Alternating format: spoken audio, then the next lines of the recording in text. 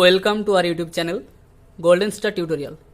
আজকে আমরা মাধ্যমিক 2021 সংশোধিত সিলেবাস অনুযায়ী যে WBH টেস্ট পেপারটি রয়েছে সেই WBH টেস্ট পেপারের ইতিহাসের তোমাদের যে শেষে অধ্যায়ভিত্তিক সাজেশান দেওয়া আছে সেই ইতিহাসের অধ্যায়ভিত্তিক মাধ্যমিক সাজেশান 2021 যার প্রথম অধ্যায় ইতিহাসের ধারণা আমরা ইতিমধ্যেই তার 2 নম্বরের প্রশ্নগুলোর উত্তর আলোচনা করেছি। যারা সেই ভিডিওটি এখনও দেখনি তারা ভিডিওর প্লেলিস্টে গিয়ে অথবা এই ভিডিওর ডেসক্রিপশান বক্সে গিয়ে দেখে নিতে পারো, আমি যেখানে লিঙ্কগুলো দিয়ে দেব। আজকে আমরা সেই WBH টেস্ট পেপারের দ্বিতীয় যে অধ্যায়টি রয়েছে সংস্কার, বৈশিষ্ট্য ও পর্যালোচনা, সেই দ্বিতীয় নম্বর অধ্যায়ের যে 2 নম্বরের প্রশ্নগুলো রয়েছে সেই 2 নম্বরের প্রশ্নগুলোর টোটাল 28টা প্রশ্ন আছে। সেই 2 নম্বরের 28টি সাজেশান ভিত্তিক প্রশ্ন, সেই প্রশ্নের সম্পূর্ণ উত্তর আলোচনা করব। তাই যারা এখনো চ্যানেলটি সাবস্ক্রাইব করেন তারা অবশ্যই চ্যানেলটি সাবস্ক্রাইব করে পাশে থাকা বেল আইকনটি ক্লিক করে অল নোটিফিকেশান অন করে রাখবে এবং বন্ধুদের মধ্যে ভিডিওগুলো শেয়ার করবে আর কমেন্ট করে জানাবে এরপরে তোমরা কোন সাবজেক্টের ওপর ভিডিও চাও। তো আগে তাহলে আমরা প্রথম অধ্যায় করে রেখেছি, আজকে তাহলে আমরা দ্বিতীয় অধ্যায় করছি। দ্বিতীয় অধ্যায়ে 2 নম্বরের যে প্রথম প্রশ্ন রয়েছে, সংবাদপত্র ও সাময়িক পত্রের মধ্যে পার্থক্য কী? সংবাদপত্র ও সাময়িক পত্রের মধ্যে পার্থক্য, 1 নম্বর পয়েন্ট, আকার আকৃতিগত পার্থক্য। সংবাদপত্রগুলি আকারে বড় সাময়িক পত্রের তুলনায়, এর পৃষ্ঠাগুলো সাধারণত খোলাই থাকে। অন্যদিকে সাময়িক পত্রগুলির আয়তন অপেক্ষাকৃত ছোট হয় এবং বহু ক্ষেত্রে তা বইয়ের মতো বাঁধাই করা থাকে। দ্বিতীয় পয়েন্ট, দৈনন্দিন জীবনে ঘটা ঘটনা। সংবাদপত্রগুলি দৈনন্দিনভাবে প্রকাশিত হতো বলে দৈনন্দিন জীবনের ঘটনাগুলি তুলে ধরতে সক্ষম। অপরদিকে সাময়িক পত্রগুলো কখনো সাপ্তাহিক কখনো মাসিক ব্যবধানে প্রকাশিত হওয়ায় দৈনন্দিন জীবনের ঘটনা তুলে ধরতে ব্যর্থ। এরপরে 2-এর যে প্রশ্নটা রয়েছে, 2-এর প্রশ্ন বলেছে যে নীলকররা নীল চাষিদের উপর কিভাবে অত্যাচার করত। নীলকর সাহেবরা নীল চাষিদের জমি থেকে উৎখাত করে গরু বাছুর কেড়ে নিত, ঘর বাড়িতে আগুন লাগিয়ে দিত। নীল সাহেবরা নীলকুঠিতে চাষিকে ধরে নিয়ে গিয়ে শারীরিক নির্যাতন করত। নীলকর সাহেবরা নীল চাষিদের ওপর বাধ্য করে নীল চাষ করাতো এবং আর্থিক দিক থেকে চাষিদের জীবনে নেমে আসে দুর্দশা। এরপরে যে প্রশ্নটা দেওয়া আছে, 3-এর প্রশ্ন বলেছে মেকলে মিনিট কি, যেটা 2018 সালে এসেছিল মাধ্যমিকে। মেকলে মিনিট কি আমরা জানব।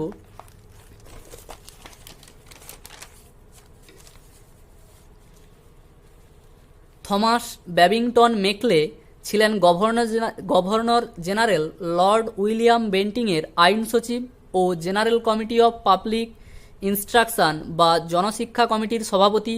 মেকলে ব্যক্তিগতভাবে ছিলেন পাশ্চাত্য শিক্ষার সমর্থক। তিনি 1835 খ্রিস্টাব্দের 2রা ফেব্রুয়ারি গভর্নর জেনারেল লর্ড উইলিয়াম বেন্টিংয়ের কাছে ভারতে পাশ্চাত্য শিক্ষার প্রসারের পক্ষে যে মিনিট বা প্রস্তাব পেশ করে তাকে মেকলে মিনিট বলে। এই প্রস্তাবে মেকলে বলেন যে শিক্ষা ব্যবস্থা খুবই পশ্চাৎপদ, এজন্য এদেশে পাশ্চাত্য শিক্ষা প্রবর্তিত হওয়া উচিত। এরপরে 4-এর যে প্রশ্নটা রয়েছে, 4-এর প্রশ্ন বলেছে যে 4-এর প্রশ্ন, ভারতে পাশ্চাত্য শিক্ষা প্রসারে মেকলে মিনিটের অবদান কী ছিল? ভারতে পাশ্চাত্য শিক্ষা প্রসারে মেকলে মিনিটের অবদান, এদেশে পাশ্চাত্য শিক্ষা প্রবর্তিত হয় এবং এদেশে উচ্চ মধ্যবিত্তদের মধ্যে ইংরেজি শিক্ষার প্রসার ঘটে। এর ফলে চুঁইয়ে পড়া নীতি অনুসারে তা ক্রমশ সাধারণ দেশবাসীর মধ্যে ছড়িয়ে পড়ে। এরপরে যেটা দেওয়া আছে 5-এর প্রশ্নে, যে শিক্ষার চুঁইয়ে পড়া নীতি বলতে কী বোঝো? শিক্ষার চুঁইয়ে পড়া নীতি বলতে কী বোঝো? ভারতে এই নীতির প্রবক্তা কে?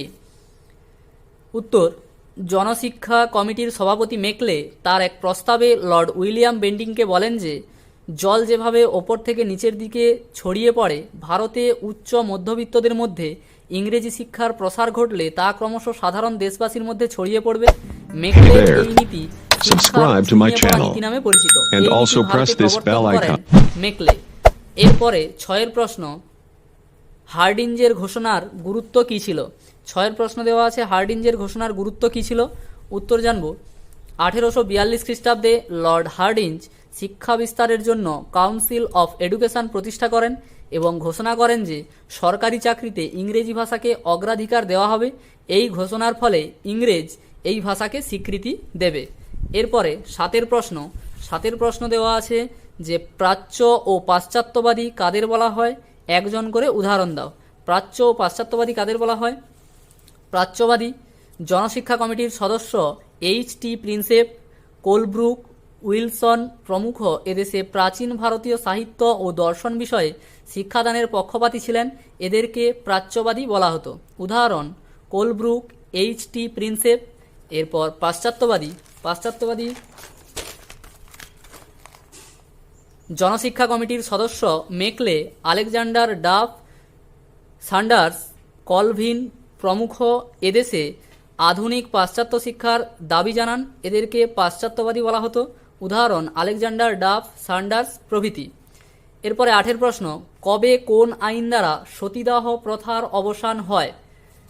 ভারতে বড়লাট লর্ড উইলিয়াম বেন্টিং রামমোহন রায়ের সহায়তায় 1829 খ্রিস্টাব্দের 4 ডিসেম্বর 17 নম্বর রেগুলেশন আইন পাস করে সতীদাহ প্রথার অবসান হয়।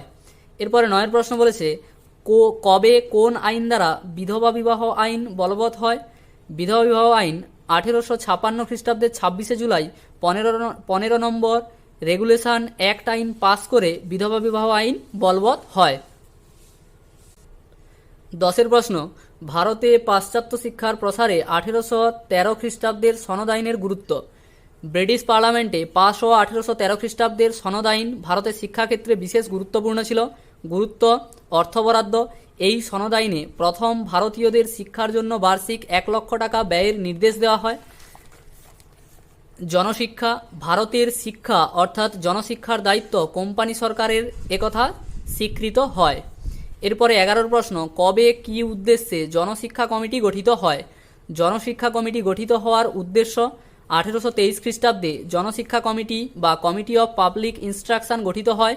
জনশিক্ষা কমিটি গঠনের উদ্দেশ্য ছিল ভারতে জনশিক্ষা নীতি নির্ধারণ করা। এরপরে 12 প্রশ্ন, কে কবে কেন ফোর্ড উইলিয়াম কলেজ প্রতিষ্ঠা করেন? লর্ড ওয়েলেসলি 1800 খ্রিস্টাব্দে কলকাতায় ফোর্ড উইলিয়াম কলেজ প্রতিষ্ঠা করেন। ফোর্ড উইলিয়াম কলেজ প্রতিষ্ঠা করে কারণ ভারতে ব্রিটিশ প্রশাসনে চাকরিরত যুবকদের প্রাচ্যবিদ্যা বিষয়ক জ্ঞানদান করার জন্য। 13 প্রশ্ন, শ্রীরামপুর ত্রয়ী কাদের বলা হতো? শ্রীরামপুর মিশনের উইলিয়াম কেরি, জেসুয়া মার্সম্যান এবং উইলিয়াম ওয়ার্ড এদেরকে একত্রে শ্রীরামপুর ত্রয়ী বলা হতো। এরপরে যে প্রশ্নটা আছে 14 প্রশ্ন, যে কে কবে কি উদ্দেশ্যে এশিয়াটিক সোসাইটি প্রতিষ্ঠা করেন? উইলিয়াম জোন্স 1784 খ্রিস্টাব্দে এশিয়াটিক সোসাইটি প্রতিষ্ঠা করেন। উদ্দেশ্য ভারতে প্রাচীন সভ্যতার চর্চা করার জন্য তিনি এশিয়াটিক সোসাইটি প্রতিষ্ঠা করেন। ভারতীয় সাহিত্যের ইংরেজি অনুবাদ করা। তিনি ভারতীয় সাহিত্যকে আধুনিক ইংরেজি ভাষায় অনুবাদ করতে চেয়েছিলেন। তিনি বিশ্বাস করতেন যে শিক্ষিত সমাজের মানুষের সাথে সম্পর্ক দৃঢ় হবে। এরপর 15 প্রশ্ন, বাংলার নারী শিক্ষার বিস্তারে রাজা রাধাকান্ত দেবের ভূমিকা। বাংলায় নারী শিক্ষা বিস্তারে রাজা রাধাকান্ত দেবের ভূমিকা বিশেষ উল্লেখযোগ্য। 1 নম্বর, 1812 খ্রিস্টাব্দে স্ত্রী শিক্ষা বিধায়ক নামে একটি গ্রন্থ রচনা করেন। এতে তিনি প্রমাণ করেন যে নারী শিক্ষা হিন্দু আদর্শ ও ঐতিহ্যের পরিপন্থী নয়।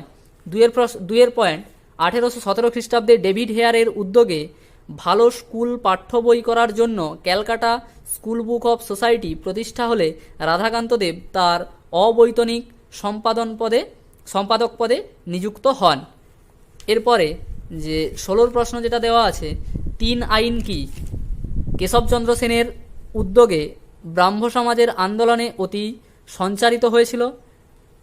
কেশবচন্দ্র সেনের সক্রিয় আন্দোলনের ফলে ব্রিটিশ সরকার 1872 খ্রিস্টাব্দে একটি আইন পাস করেন। এটি 3 আইন নামে পরিচিত। এই আইন পাসের ফলে বাল্যবিবাহ, বহুবিবাহ নিষিদ্ধ এবং অসবর্ণ বিবাহ আইন সিদ্ধ হয়। ধীরে ধীরে হিন্দু সমাজের কুসংস্কারগুলি বিলুপ্ত হতে থাকে এবং মহিলা ও সাধারণ মানুষের মর্যাদা বৃদ্ধি পায়। এরপর 17 প্রশ্ন, মধুসূদন কী কারণে স্মরণীয়? ভারতে আধুনিক চিকিৎসাবিদ্যার ইতিহাসে মধুসূদন গুপ্ত একটি স্মরণীয় ব্যক্তিত্ব। মধুসূদন গুপ্ত স্মরণীয় কারণ তৎকালীন পরিস্থিতিতে কুসংস্কারের বশবর্তী হয়ে তথা সমাজে পতিত হওয়ার ভয়ে কোনো ছাত্র স্বব্যবচ্ছেদে এগিয়ে আসতেন না, কিন্তু 1836 খ্রিস্টাব্দের 28 অক্টোবর রাজকৃষ্ণ দে, উমাচরণ শেঠ সহ আরও কয়েকজনের সহায়তায় মধুসূদন গুপ্ত প্রথম শবব্যবচ্ছেদ করেন। এই উপলক্ষে ফোর্ট উইলিয়াম কলেজ থেকে তপধ্বনির মাধ্যমে মধুসূদনকে অভিনন্দন জানানো হয়। এর পরের প্রশ্ন 18 নম্বর প্রশ্ন। 18 নম্বর প্রশ্ন বলা আছে, ব্রহ্ম সমাজ আন্দোলনের যে কোনো দুটি সমাজ সংস্কারমূলক কাজের উদাহরণ দাও। ব্রাহ্ম সমাজ আন্দোলনের যে কোনো দুটি সমাজ সংস্কারমূলক কাজের উদাহরণ। রাজা রামমোহন রায়ের প্রতিষ্ঠিত ব্রাহ্ম সমাজ সে যুগে সমাজ সংস্কারের ক্ষেত্রে বিশেষ অবদান রেখেছিল। সংস্কার কর্মসূচি: ব্রাহ্ম সমাজ নারী শিক্ষা ও নারীর স্বাধীনতার দাবি জানায়, বাল্যবিবাহ বহুবিবাহ নিষিদ্ধ করার দাবি তোলে এবং অসবর্ণ বিবাহ বিধবা বিবাহ প্রচলনের কথা বলে। জাতিভেদ ও অস্পৃশ্যতা দূরীকরণ, শ্রমিক কল্যাণ এবং শিক্ষা প্রসারের চেষ্টা করেন ব্রাহ্মরা। তাদের চেষ্টা অনেকাংশে সফল হয়েছিল। 19 প্রশ্ন, ভারতবর্ষীয় ব্রহ্ম সমাজ কেন বিভক্ত হয়? রাজা রামমোহন রায় হিন্দু ধর্ম ও হিন্দু সমাজ সংস্কারের জন্য ব্রাহ্ম সমাজ গঠন করেন 1830 খ্রিস্টাব্দে।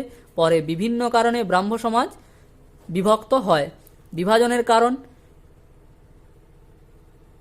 উপবিধানতার জাতিভেদ প্রথার প্রশ্নে ব্রাহ্ম সমাজে দেবেন্দ্রনাথ ঠাকুর ও কেশবচন্দ্র সেনের মধ্যে মতভেদ এবং বিভাজন ঘটে 1866 খ্রিস্টাব্দে।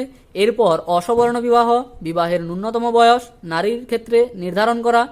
তারপর কীর্তন রীতি, খ্রিস্টপ্রীতির প্রশ্নে কেশবচন্দ্র সেন ও শিবনাথ শাস্ত্রীর মধ্যে মতভেদ ও বিভাজন ঘটে 1878 খ্রিস্টাব্দে। 20 প্রশ্ন, 19 শতকের ভারতের সমাজ সংস্কার আন্দোলনের উদ্দেশ্য কী ছিল? সমাজ সংস্কার আন্দোলনের উদ্দেশ্য: 19 শতকে বাংলার সমাজ সংস্কার আন্দোলনের উদ্দেশ্য নারীদের অবস্থার উন্নতির জন্য আন্দোলন। 19 শতকের বাংলার সমাজ সংস্কারকরা সমাজে নারীদের অবস্থার উন্নতির জন্য আন্দোলন করেছিলেন।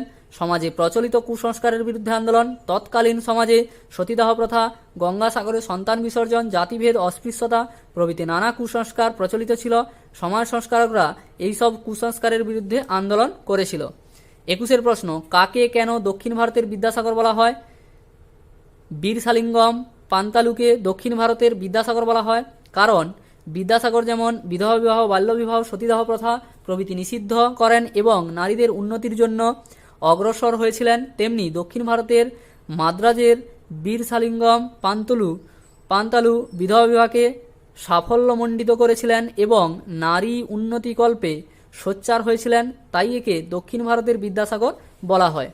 এরপরে 22 প্রশ্ন বলেছে যে 19 শতকে ভারতে সমাজ সংস্কার আন্দোলনের দুটি সাফল্যের দিক উল্লেখ করো। সাফল্যের দিক: কুসংস্কারাচ্ছন্ন ধ্যান ধারণার অবসান ঘটে, যুক্তিবাদী চিন্তাধারার বিস্তার ঘটে, সমাজে নারীদের অবস্থার উন্নয়ন ও সার্বিক কল্যাণ সাধন এর উন্নতি ঘটে। এরপরে 23 প্রশ্ন, কে কবে কি উদ্দেশ্যে আত্মীয় সভা বা ব্রাহ্মসভা প্রতিষ্ঠা করেন?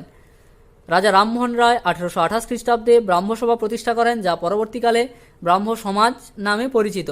ব্রাহ্ম সমাজ প্রতিষ্ঠার উদ্দেশ্য এক ও অদ্বিতীয় ব্রহ্মের উপাসনা করা, বৈদান্তিক হিন্দু ধর্মের পুনঃপ্রতিষ্ঠা করা, হিন্দু ধর্মের নামে যেসব কুসংস্কার ও অন্যায় অবিচার প্রচলিত ছিল তা উচ্ছেদ করা।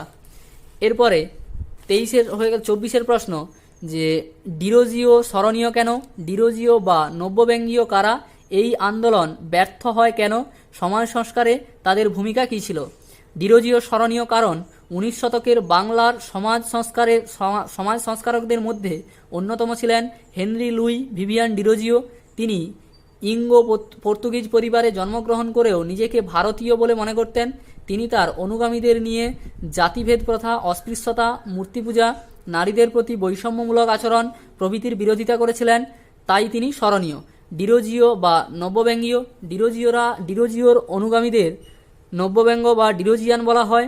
এদের মধ্যে উল্লেখযোগ্য রামতনু লাহিড়ী, রামগোপাল ঘোষ, রসিককৃষ্ণ মল্লিক। এই আন্দোলন ব্যর্থতার কারণ, এই আন্দোলন শুধুমাত্র হিন্দু কলেজে কয়েকজন তরুণ ছাত্রদের মধ্যে সীমাবদ্ধ ছিল। এই আন্দোলন ব্যাপকভাবে রক্ষণশীল হিন্দু সমাজের কার্যকলাপের বিরোধিতা করে। সমাজ সংস্কারের ভূমিকা, ডিরোজিও 1828 খ্রিস্টাব্দে একাডেমিক অ্যাসোসিয়েশন নামে একটি সমিতি গঠন করে হিন্দু সমাজের কুসংস্কার বিরুদ্ধে আন্দোলনে অনুগামী যারা তাদের উৎসাহিত করেন। তিনি পার্থেনন পত্রিকার মাধ্যমে সমিতির মতামত প্রচার করেন। নব্যব্যঙ্গ গোষ্ঠী জাতিভেদ প্রথা, অস্পৃশ্যতা, নারীদের প্রতি বৈষম্যমূলক আচরণের তীব্র সমালোচনা করে। এরপরে 25 প্রশ্ন বলেছে ভারতে ছাত্র সংগঠনের নাম, ভারতের প্রথম ছাত্র সংগঠনের নাম এটি কে কবে প্রতিষ্ঠা করেন? ভারতের প্রথম ছাত্র সংগঠনের নাম ইন্ডিয়ান একাডেমিক অ্যাসোসিয়েশন, প্রতিষ্ঠাতা 1828 খ্রিস্টাব্দে ডিরোজিও প্রতিষ্ঠা করেন। 26 প্রশ্ন, কারা কবে কেন সাধারণ ব্রাহ্ম সমাজ প্রতিষ্ঠা করেন? সাধারণ ব্রাহ্ম সমাজ প্রতিষ্ঠা করেন শিবনাথ শাস্ত্রীর নেতৃত্বে প্রগতিশীল ব্রাহ্মরা 1878 খ্রিস্টাব্দে সাধারণ ব্রাহ্ম সমাজ প্রতিষ্ঠা করেন। সাধারণ ব্রাহ্ম সমাজ প্রতিষ্ঠার কারণ, কেশবচন্দ্র সেন যুক্তিবাদ থেকে সরে গিয়ে ব্রাহ্ম সমাজে গুরুবাদ প্রতিষ্ঠা করতে চাইলেন, যা ছিল ব্রাহ্মধর্মের নীতিবিরুদ্ধ। ব্রাহ্ম সমাজের বিধান উপেক্ষা করে কেশবচন্দ্র সেন তার 14 বৎসর বয়সী সুনীতি দেবীর সঙ্গে কোচবিহারের নাবালক রাজপুত্র নৃপেন্দ্র নারায়ণের সাথে বিবাহ দেন। এরপরে 27 প্রশ্ন বলেছে দুজন নব্যব্যঙ্গীয় নেতার নাম লেখো। দুজন নব্যব্যঙ্গীয় নেতার নাম রামতনু লাহিড়ী, প্যারীচাঁদ মিত্র, রসিককৃষ্ণ মল্লিক। 28 প্রশ্ন, সমাজ সংস্কারে নব্যব্যঙ্গদের ভূমিকা কী ছিল? সমাজ সংস্কারে নব্যব্যঙ্গদের ভূমিকা এই গোষ্ঠীর সদস্যদের আধুনিক মানসিকতা ও উচ্চ আদর্শ ছিল। হিন্দু সমাজের কুপ্রথাগুলির দিকে মানুষের দৃষ্টি আকর্ষণ করার এবং যুক্তির আলোয় সনাতন রাজনীতিকে যাচাই করার পক্ষপাতী ছিলেন তারা নারী পুরুষের সম অধিকার, নারী নির্যাতন, নারী শিক্ষা, বিধবা বিবাহ, দাস প্রথা, সংবাদপত্র নিয়ন্ত্রণ বিধি, একচেটিয়া বাণিজ্য প্রভৃতি বিষয়গুলি নিয়ে আলোচনাতেও মত প্রকাশ করেন। অনেক তাদের কালাপাহাড়, উচ্চশৃঙ্খলা ও সমাজ বিচ্ছিন্ন উগ্র গোষ্ঠী, আবার কেউ কেউ তাদের কাঞ্চনজঙ্ঘার চূড়া, আলোর ঝলক ও দেশের ভবিষ্যৎ বলে উল্লেখ করেছেন। তো এটাই ছিল তোমাদের WBHA টেস্ট পেপারের যে ইতিহাসের অধ্যায়ভিত্তিক সাজেশান, সেই অধ্যায়ভিত্তিক সাজেশানের প্রথম অধ্যায়ের তো আগেই করেছিলাম। এটা হচ্ছে দ্বিতীয় অধ্যায়ের যে সাজেশানগুলো 2 নম্বরের প্রশ্নগুলো ছিল, 2 নম্বরের প্রশ্নের সম্পূর্ণ উত্তর আলোচনা করলাম। এর পরের ভিডিওতে আমরা তৃতীয় অধ্যায় যেটা রয়েছে সেই অধ্যায়ের সমস্ত প্রশ্নের উত্তর আলোচনা করব। তো যারা এখনও চ্যানেলটি সাবস্ক্রাইব করেন তারা অবশ্যই চ্যানেলটি সাবস্ক্রাইব করে পাশে থাকো এবং বন্ধুদের মধ্যে ভিডিওটি শেয়ার করো।